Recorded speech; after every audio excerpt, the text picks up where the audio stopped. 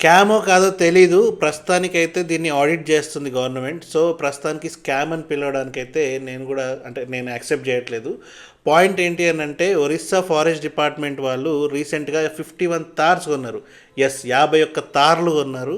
And దానికైన ఖర్చొచ్చేసి 7,00,00,000 చిల్లర.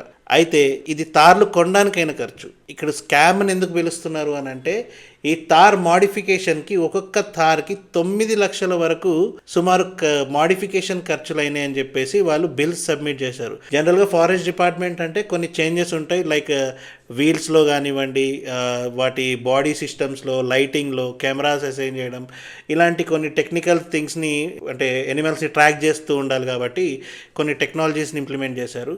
అయితే దీని రీత్యా బిల్ వచ్చేసి సుమారు 5,00,00,000 అడిషనల్‌గా సబ్మిట్ చేసేసరికి దీన్ని స్కామ్ అని చెప్పేసి పిలుస్తున్నారు నేషనల్ మీడియాలో, రకరకాల సోర్స్‌లో. ప్రస్తుతానికైతే ఈ విషయం ఆడిట్‌లో ఉంది. మీరు దీని గురించి ఏమంటారో కామెంట్ చేయండి.